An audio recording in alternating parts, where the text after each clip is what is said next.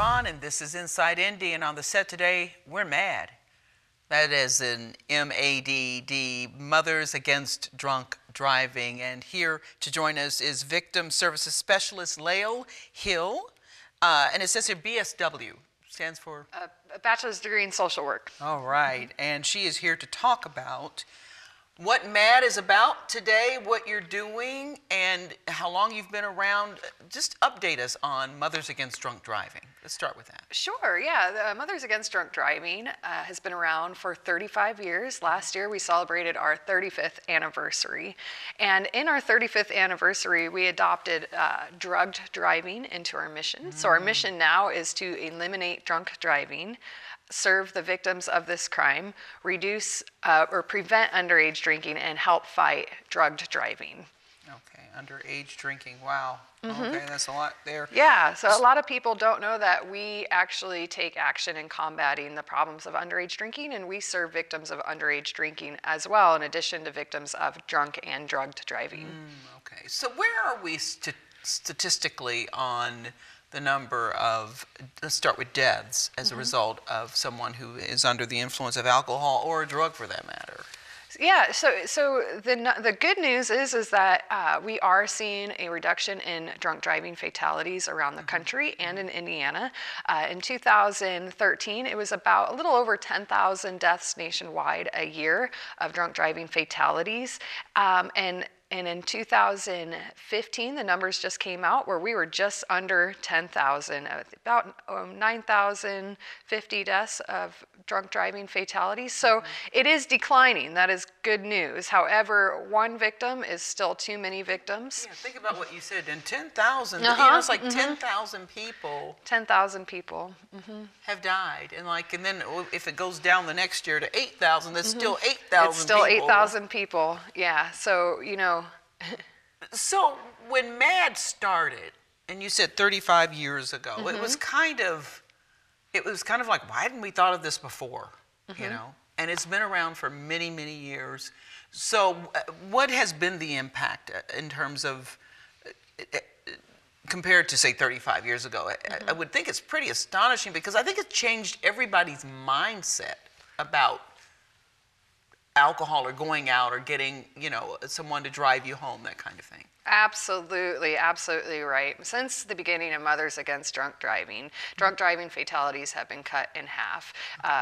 Hundreds of thousands of lives have been saved, and the culture and the has changed around the concept of drinking and driving. We still have a lot of work to do, but compared to before 1980, when Mothers Against Drunk Driving first started, people are aware now. They weren't aware before. They thought it was okay to have some drinks and drive their vehicle. Yeah. Now people know it's unacceptable. Like when we used to drive without seatbelts, that was normal. Like now it's like, I can't imagine driving without my seatbelt. Wow. Correct, yeah. And yeah, so, you know, people are beginning to know that this is not okay. We have public service announcements, we have sobriety checkpoints, we have saturated patrols. We have a great relationship with the media, like you guys, that go out and share these stories and tell communities that it is not okay to drink and drive. And people are starting to catch on to that. And people are starting to see the very deadly consequences to drinking and driving, and the fact that it can be avoided.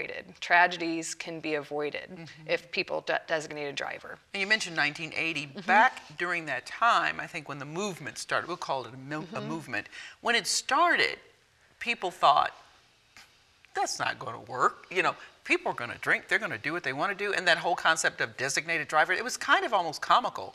And then do you think over time, now it's, people talk about it because it wasn't cool. Now it's cool to say, well, do you have a designated driver? Or, well, who's going to drive home? Or you better not be drinking and driving. So with all that, and we are having success with it, so to speak, the ones who are still causing the 10,000 deaths, What's going on there? What is going on? What is going on? It is very frustrating. I think for all of us, us advocates and us concerned citizens and law enforcement and the victims of this crime to say, what is going on? What can we do? We are showing you pictures of our loved ones. We are showing you that this is a heavy piece of machinery that you have to be sober to operate. You have a responsibility. Driving is a privilege. And then you do have sometimes those people that have make poor choices. They make poor choices, or they have a substance abuse problem, and they say, you know what, it can't happen to me. I'm still going to get behind the wheel. And that is why Mothers Against Drunk Driving started their campaign to eliminate drunk driving, which advocates for an all-offender ignition interlock. So if you get a DUI for the first time, we want it mandated that you have to have an ignition interlock on your vehicle, because some people aren't just going to make that choice to designate a driver. And so we want to ensure the safety to the public by just saying, you know what, well, here's a device we're going to put on your car, and you're going to have to prove that you're not drunk before you start. And states that have passed this all-offender ignition interlock, Arizona, Oregon, New Mexico, for example, have seen a 30% reduction in drunk driving fatalities. Wow. Okay. But we don't have that in Indiana. We do not. Is it in front of lawmakers at the State House right now, or is it? We have some great advocates at the State House that are advocating for ignition interlock. There's still a lot of work to be done in Indiana. I would love to see Indiana as the 26th state to adopt an all-offender ignition interlock. It's a bit complicated, and I believe that our legislators and our advocates and lobbyists are working out those issues. So one day, and maybe hopefully in a few years, we will become another state to adopt that legislation. Yeah. So. Wow. Okay. Okay. Now, we talk about the legal limit, and think about that, because to me, even if it's legal or not legal, if something slows you down, right, and interferes with your ability to respond, and it causes a problem for somebody, I don't know that the limit matters, but it is what it is at this point. So where are we now in terms of when a person goes out in the R with friends, do we know how much we can drink that's okay before getting in a vehicle? Is it one drink, 2 beers, or are there any guidelines like that? I love that you brought that up, because that is something that we definitely need to educate ourselves on, and educate consumers of alcohol about how much they're drinking and what it is they're drinking. And the legal limit of 0.08 is a standard, because that is a typical blood alcohol limit that impairs the typical individual. But some people can be impaired at a 0.06 and not be safe to drive a vehicle. And so, we just ask people to take caution and understand your body. So if a woman, for example, was petite and small framed, then she probably won't be able to handle as much alcohol as her husband that may be 6'4" and 300 pounds. And so definitely know your body and know how much you can handle, but then also follow the laws. And that's why, because of this, because you could be impaired at under a 0.08, we just assume that if your plans include alcohol, to just go ahead and designate that safe driver home, because you could be unsafe under a 0.08. Okay, you'd think about weight and height factors, but also that if you don't normally drink at all, and then one day you go and have wine at a wedding or whatever, then it may affect you because your body's not used. I mean, there's so many variables that play into that. There is, and I think that people really need to be careful when they're going out. A lot of times people believe that if they order a Long Island iced tea when they're out to eat, that is one drink, and in fact, that's not. That's 5 drinks, because there's 5 shots. Whoa. So that essentially one drink, a Long Island iced tea, will put you over the legal limit. Plus, it sounds safe. It sounds it's tea, right? Yeah, it's tea. So so I let people know that a small ounce of liquor is the same equivalent of 4 ounces of wine and 12 ounces of beer. Okay. Okay. Let's talk about and we just have a couple of minutes left. The survivors of the victims. I know they're huge supporters of your organization. Let's talk about them and some of their thoughts and feelings about all of this and what they go through when something like this happens.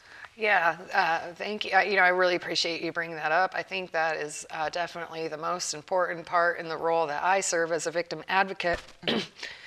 This crime impacts them for the rest of their life. A lot of times what I hear is if an offender is accused of killing their loved one or severely injuring them, what I hear, the number one thing that I hear from all victims, no matter where they come from or what walks of life they're from, is that they got a life sentence. They got a life sentence of grief. They got a life sentence of emotional pain. Some of them got a life sentence of chronic pain and physical pain. It never goes away. And when sometimes they feel that they are re-victimized when they hear on the news of somebody else being pulled over. So if someone gets pulled over for DUI, they may think that they didn't hurt anybody because luckily they got caught before they could hurt somebody. But for those victims around the country, when they have to see that on the news, their wounds get ripped open right over again, because it reminds them of when they were victimized by the same crime that those people were committing. Wow, painful. Wow. Well, and do you all do things to help people heal? Absolutely, absolutely. We are first and foremost a victim service organization. We put these crime victims first before everything, and we provide services such as court advocacy, emotional support, literature on grief and loss, case management, community referrals, anything that they need, we are going to deliver, and we are always going to be here for them. So if they need us for the next 10 years, we're going to be here for them. 20 years, we're going to be here for them. Contact information if people need to get in touch with you for help or information. Yes, people can call our 24/7 MADD hotline at 1-877-MADD, M-A-D-D, HELP, H-E-L-P, and that number is available 24/7, and that's available for anyone that identifies or feels emotionally impacted by the crimes of drugged driving or underage drinking. Okay, Lael Hill with the Mothers Against Drunk Driving. Thanks so much for joining us. Thank you so and much. Informing us on Inside Indy, and we'll be back with the vets after this.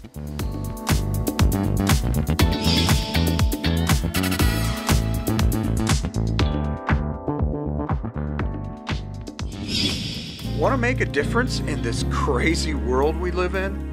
Habitat for Missions has a way you can do just that.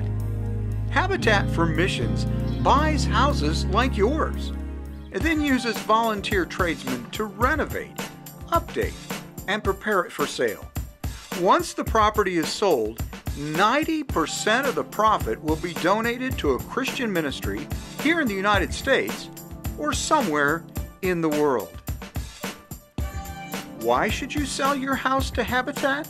Well, there are many benefits. HFM makes a cash offer for your house as is. What's that mean? There's no need to repair, paint, or clean your house. You don't have to put up with house showings or open houses. You don't have to pay any realtor's commission. Just remember, 90% of the house sale profit goes to Christian ministries. I sold my house to Habitat for Missions. We sold our house to Habitat for Missions. Sell your house to Habitat for Missions and help us change our world.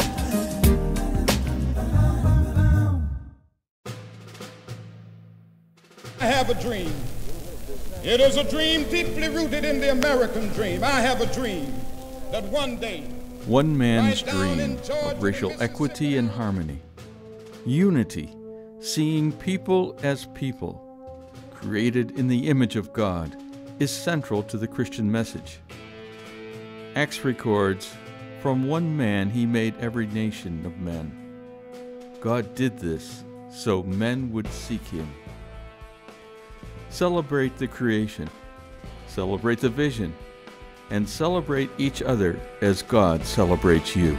With this faith, I will go out with you and transform dark yesterdays into bright tomorrows. With this faith, we will be able to achieve this new day when all of God's children, black men and white men, Jews and Gentiles, Protestants and Catholics, will be able to join hands and sing with the Negroes in the spiritual of all, free at last, free at last. Thank God Almighty. We are free at last.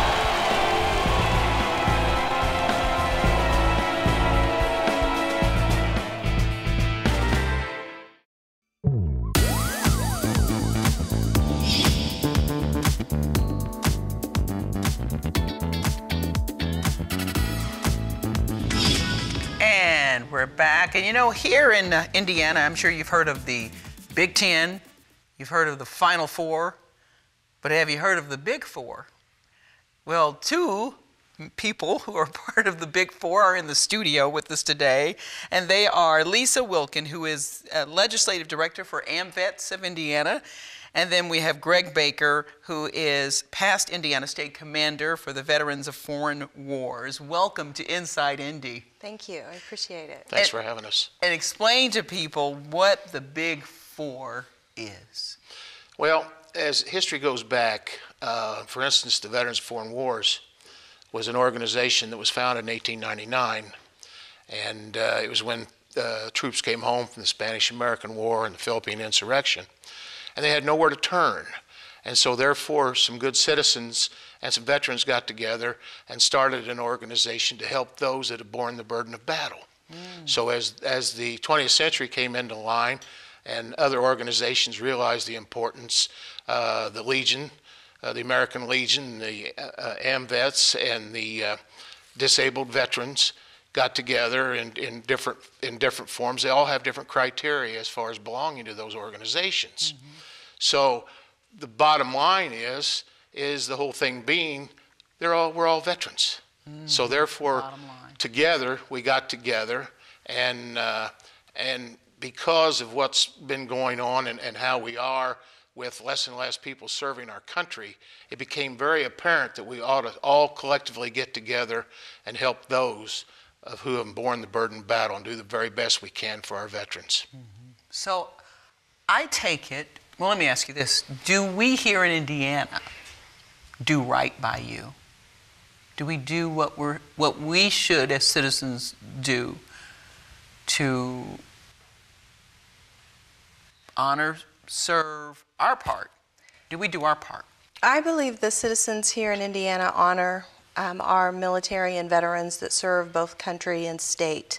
We have great benefits for our disabled veterans here in the state. We have some issues within Indiana that we could do better, as all states do, and that's one of the reasons that the Big Four came together, so we can work side by side of moving Indiana forward for our military and veterans. Okay, so let's talk about some of the legislative issues that are before our lawmakers over at the State House currently. What's going on over there? Well, right now we're about the halfway session of the Indiana General Assembly, getting started with the second half. We have veteran bills that are still alive this year. We're looking to open the Military Family Relief Fund to all veterans. If we have a fund here in Indiana that can assist veterans, we want to make sure that it is eligible and available to all veterans and not create a special class of veterans. So we're excited to see that legislation move forward. Also, the definition of a Hoosier veteran is moving forward at the Indiana State House. All of our organizations have different membership criteria, but if you raised your hand and took that oath and were willing to serve, we're excited to have the definition of a Hoosier veteran here in Indiana. Some tax issues are moving forward at the Indiana State House this year, raising the value of the home for a disabled veteran to be able to use their property tax exemption. That's a piece of legislation that has been a priority of veterans groups for years. This year we're seeing that legislation move forward. We're also seeing legislation that helps in regards to veteran treatment courts. In the last legislative session, the Indiana General Assembly gave us $1 million, $500,000 each year towards the creation of veteran treatment courts here in the state of Indiana. And so as the legislative process moves forward, we are continuing to work with our legislators to move more of our pieces of veteran legislation forward. One of the most important pieces of legislation to our alliance is the remission of fees for the children of our disabled veterans. Unfortunately, that did not, again, get heard in the first half of the session, but we are looking at ways of trying to revive that legislation. Okay, you mentioned earlier about, you said You mentioned the courts. You said, I can't read my own writing here. It was the prior piece of legislation that's over. Veteran treatment courts. Now, I'm not sure what that is. Veteran treatment courts are treatment courts throughout the state that are specific for military veterans. If you have gotten yourself into some type of trouble with law enforcement due to a service-connected disability, as long as it is not a violent crime, if there is a veteran treatment court available in your jurisdiction, those veterans are eligible to, if they're recommended, go through that program, and they have peer support of veterans and veterans organizations. They make sure that that veteran is accessing the health care and the mental health care needs that they might need to address their service connection or their service-connected disability.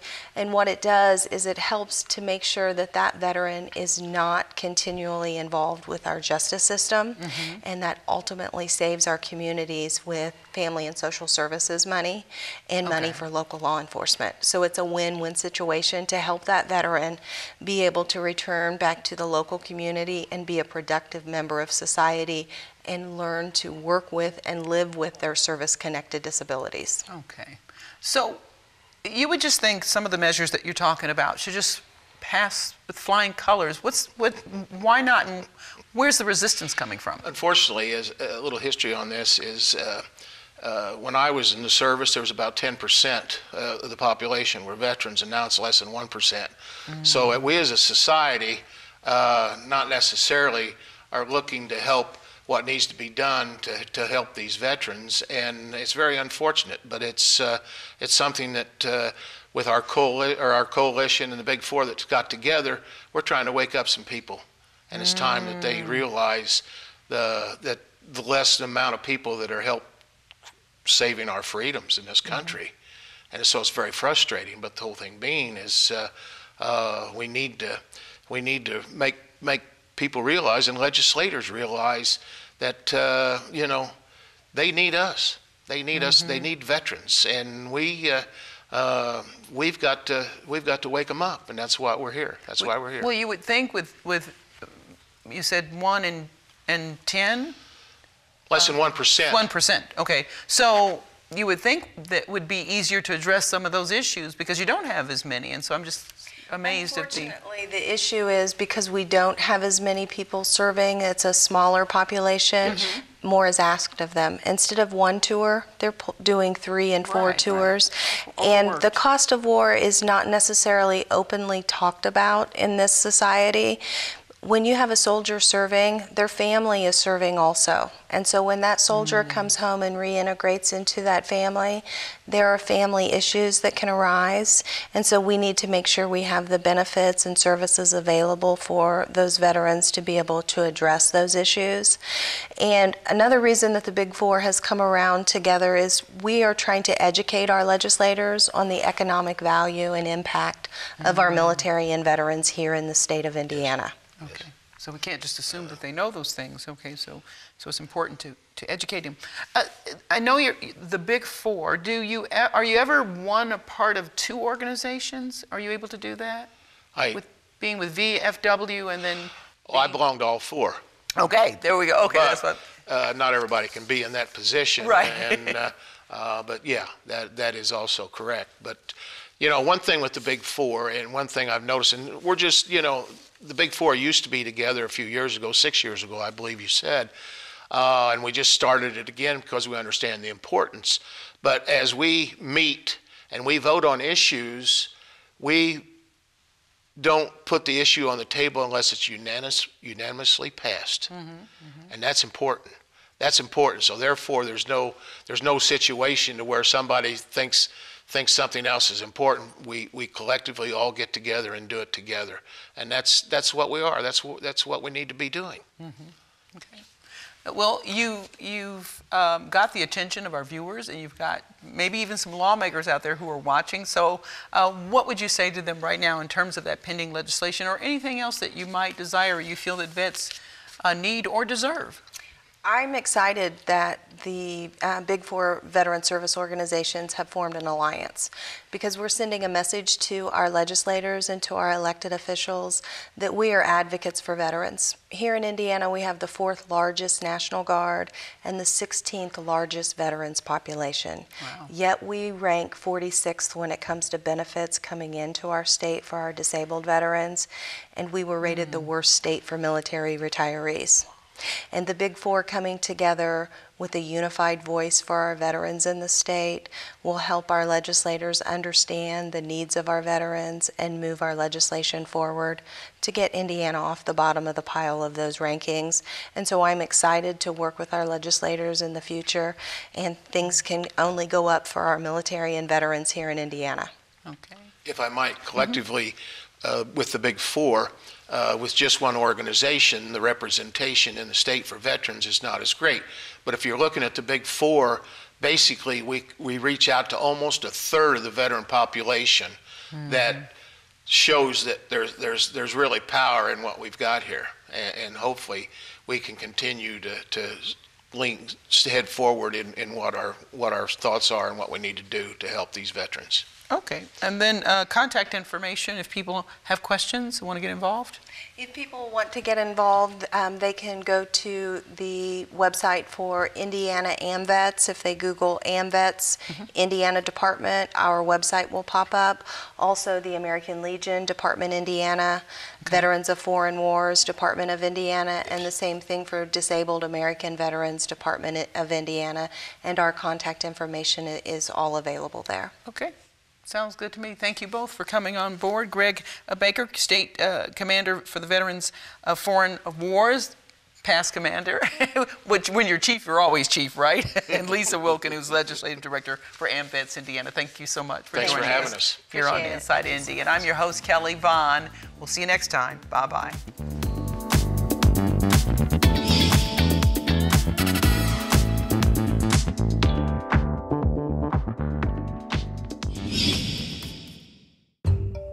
Hi, my name is Suzanne Kamara. We love making a difference in the lives of people with various skin conditions. Join us in assisting people internationally with tuition assistance, food and clothing, and medical care while raising awareness about their conditions and empowering people with the tools they need to be successful.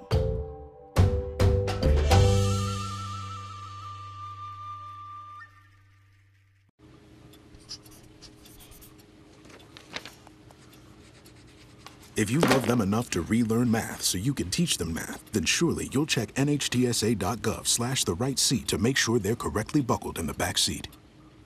Hey, Bobo, do trees tell each other stories? I'm sorry. I'm afraid I don't know that. Hey, why don't we go find out? Listen.